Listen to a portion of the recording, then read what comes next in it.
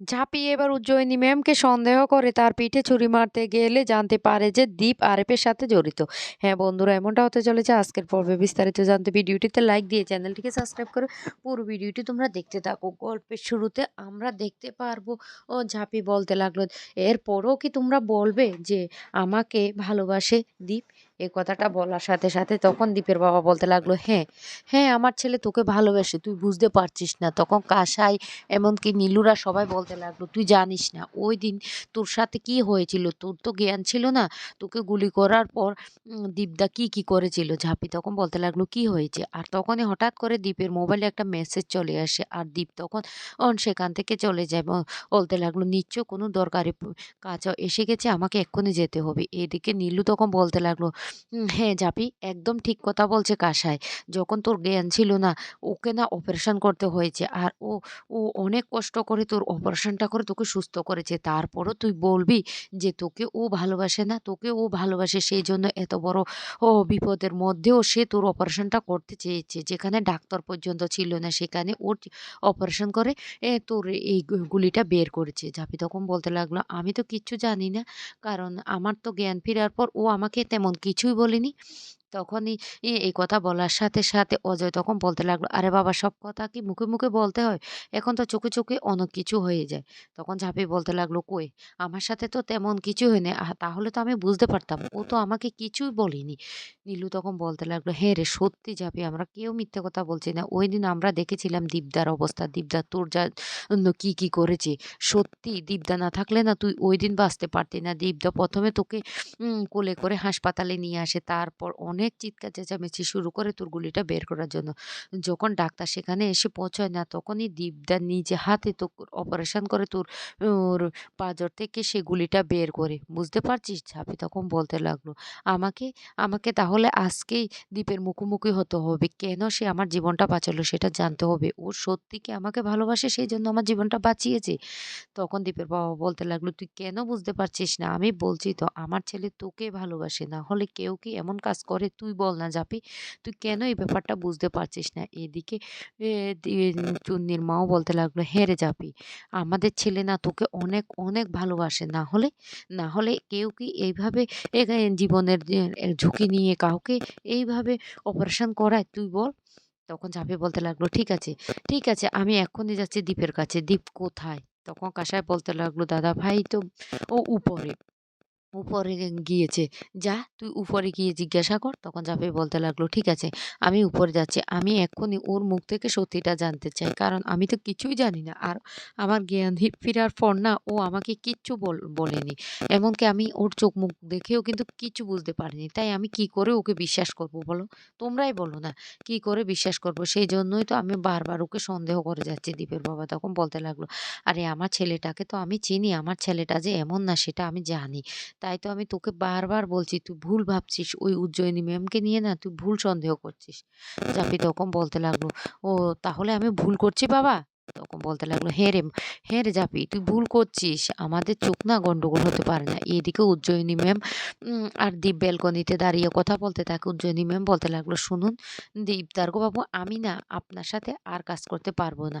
আপনি এমন একটা ঝামেলায় ফেঁসে গেছেন। এদিকে আপনার বউ মিথ্যে সন্দেহ করছে, এদিকে আপনি বলুন না, ওইদিন যদি ইন্দ্রনগরে আপনার বউ গিয়ে না পৌঁছাতো, তাহলে তো আমরা আমাদের মিশনটা খুব ভালোভাবে এই করতে পারতাম। তখন দীপ বলতে লাগলো, শুনুন, একটা কথা অস্বীকার করলে চলবে না। ওইখানে ঝাঁপি গিয়েছে, সেই জন্য আমরা ওদের কে ধরতে পেরেছি।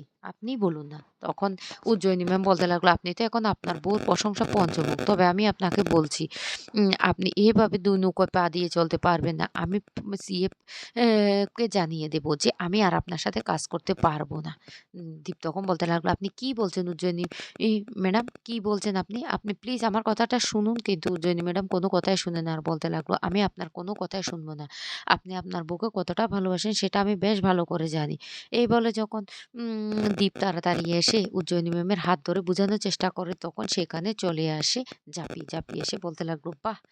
বাহ! তোমরা তাহলে এই ব্যালকনিতে দাঁড়িয়ে এবার হাত ধরাধরি করে প্রেমলীলা শুরু করে দিয়েছো। বাড়িটাকে তাহলে প্রেমলীলার স্বর্গ বানিয়ে ফেলেছো। আর নিচে এদিকে সবাই আমাকে বলছে তুমি নাকি আমার জীবনটা বাঁচিয়েছো ও আমাকে ভালোবাসো বলে। আর এই তার ভালোবাসার নমুনা। এইদিকে তুমি আমাকে ভালোবাসো, এদিকে তুমি এই ম্যাডামকে ভালোবাসো। তখন উজ্জয়িনী ম্যাডাম বলতে লাগলো, "প্লিজ আপনি ঠিকভাবে কথা বলুন। আপনি এভাবে কথা বলতে পারেন না।" উজ্জয়িনী এমের কথা শুনে জাপি তখন বলতে লাগলো, "আমি ঠিকভাবে কথা বলছি। আপনি কি এখন আমাকে কথা শিখাতে আসবেন? আপনারা দুজন প্রেম করবেন আর আমি বললে তাতে দোষ হয়ে যায়? আপনাদের যদি সত্যি প্রেমের সম্পর্ক না থাকে তাহলে ওখানে আপনারা মিথ্যে পরিচয়ে কেন গিয়েছিলেন? বলুন কেন গিয়েছিলেন? আর এখানে হাত ধরাধরি করে কিসের এত কথা বলছেন আলাদা করে?" উজ্জয়িনী ম্যাম তখন বলতে লাগলো, "আমি কি করতে পারি জানেন? আমি কিন্তু এবার কিন্তু আপনাকে লকআপে নিয়ে যাব।" তখন জাভি বলতে লাগলো, "কেন? কেন ম্যাডাম? আপনি কোন দোষে আমাকে লকআপে নিয়ে যাবেন? এদিকে একজন চিৎকার চেঁচামেচি করবে, আরেকজন ভয় দেখাবেন, আমাকে লকআপে নিয়ে যাবেন। আমার অপরাধটা কি? আপনারা দুজন প্রেম করছেন আর সেটা বললেই যত দোষ। তবে আমিও আপনাকে সাবধান করে দিয়ে বলছি, আপনি না যেটা করছেন সেটা একদম ভালো করছেন না। আর দীপ তোমাকেও বলে দিচ্ছি, এভাবে না তোমাদের প্রেমলীলা না আর বেশিদিন আমি চলতে দেব না।" এদিকে চিৎকার শুনে উপরে চলে আসে দীপের বাবা, কাসা, চুন্নিরা সবাই আড়াল থেকে দেখতে থাকে। অন্যদিকে দীপ বলতে লাগলো, "ঝাঁপি তুই ভুল বুঝছিস, তুই ভুল বুঝছিস। তুই বুঝতে পারছিস না আমরা কি নিয়ে কথা বলছি।" তখন ঝাঁপি বলতে লাগলো, "হ্যাঁ, আমি ভুল বুঝছি। আমি ভুল বুঝছি। তাহলে তুমি সত্যি করে বলো, তুমি আমাকে ভালোবাসো কিনা?" তখন একথা বলার সাথে দীপ বলতে লাগলো, "ও আমি? আমি তোকে?" তখনই উজ্জয়িনী ম্যাম বলতে লাগলো, "ঠিক আছে, ঠিক আছে আমি আর এক মুহূর্ত এখানে থাকবো না। আমি চলে যাচ্ছি।" এইদিকে দীপ তখন বলতে লাগলো, "ঝাঁপি তুই সবসময় আমাদের মাঝখানে কেন ঢুকে পড়িস? তুই আর ঋষভ যে কথা বলিস তখন তো আমি মাঝখানে ঢুকে পড়ি না।" ঝাঁপি তখন বলতে লাগলো, "ও তার মানে কথা ঘুরানোর চেষ্টা করছো? নিজেকে আড়াল করার চেষ্টা করছো? আমার সাথে যে ঋষভের কি সম্পর্ক সেটা বাড়ির সবাই জানে। কিন্তু তোমার সাথে ওই ম্যাডামের কি সম্পর্ক সেটা না কেউ জানে না। বাড়ির সবাইকে জিজ্ঞাসা করো কেউ বুঝতেও পারছে না।" এদিকে উজ্জয়িনী ম্যাম রেগে বলতে লাগলো, "আমি এই বাড়িতে থাকবো না। আমি এই বাড়ি ছেড়ে এই মুহূর্তে চলে যাবো। চলে যাবো। এভাবে সবসময় আমাকে অপমান করবে।" তারপরে ব্যাগপত্র গুছিয়ে যখন উজ্জয়িনী ম্যাম বাড়ি থেকে চলে যেতে লাগে তখনই দীপ বলতে লাগলো, "ম্যাম আপনি কোথায় যাচ্ছেন?" উজ্জয়িনী ম্যাম তখন বলতে লাগলো, "আমি না আপনাদের মাঝখানে আর থাকতে পারবো না। আমার আর সহ্য হচ্ছে না। আপনার স্ত্রী বারবার করে আমাকে প্রতিনিয়ত অপমান করবে সেটা তো আমি মেনে নিতে পারবো না।" জাপি তখন বলতে লাগলো, ভালোই ব্যাগপত্র গুছিয়ে তাড়াহুড়ো করে চলে যাচ্ছ। এখানে প্রেম লিদায় বারবার বাধা হচ্ছে তো?" দীপ তখন বলতে লাগলো, "খবরদার, খবরদার আরেকটা কথা বলবে না।" এদিকে ঝাঁপি তখন বলতে লাগলো, "শুনুন আপনি যেখানে যান না কেন, আপনি যে লুকিয়ে আমার বরের সাথে দেখা করবেন সেটা বেশ ভালো করে জানি।" এদিকে আটকানোর বারবার চেষ্টা করলো। যখন উজ্জয়িনী ম্যাম থাকতে চায় না তখন দীপ একটা গান করতে থাকে। আর উজ্জয়িনী ম্যামও তখন দীপের দিকে অবাক হয়ে তাকিয়ে থাকে। দীপ তখন চিৎকার করে বলতে লাগলো, "ও ঝাঁপি আমার কেউ না। ও আমার কেউ না। আপনি এখানে থাকবেন। আপনাকে আমি নিজ দায়িত্বে এই বাড়িতে নিয়ে এসেছি। আপনি এখানে থাকবেন।" আর তখন প্রচন্ড রেগে যায় ঝাঁপি তখন বলতে লাগলো, "দাঁড়াও তোমাদের না প্রেম লীলা আমি বন্ধ করব।" এই বলে ঝাঁপি একটা ছুরি হাতে নিয়ে যখনই উজ্জয়িনী ম্যামকে মারতে যাবে তখনই হাত ধরে ফেলে দীপ তখন বলতে লাগলো, "কি ব্যাপার জাপি তুই পাগল হয়ে গেছিস নাকি? কি করতে চাইছিস?" আর সেই মুহূর্তে তখন চলে আসে কাসার শ্বশুরবাড়ির লোকজন। আর ওদেরকে দেখে তো ইনকা আর রনিত খুব খুশি হয়ে যায় আর বলতে লাগলো, "যেভাবে প্ল্যান করেছি ঠিক সেইভাবে প্ল্যান মাফিক কাজ হয়ে গেছে।" এদিকে ওদের দেখে বাড়ির সবাই রীতিমতো অবাক হয়ে যায়। তখন সেই নীলুর মা এসে ক্ষমা চাইতে থাকে কাসাইয়ের কাছে আর বলতে লাগলো, "আমার না ভুল হয়ে গেছে বৌমা আমাকে ক্ষমা করে দাও।" ঝাঁপি তখন বলতে লাগলো, "ব্যাপারটা না আমার কেমন গন্ডগোলে মনে হচ্ছে। যে মানুষগুলো সকালবেলা এরকম ব্যবহার করছে এখন ওরা এভাবে পাল্টে খাচ্ছে কেন? কিছুই তো বুঝতে পারছি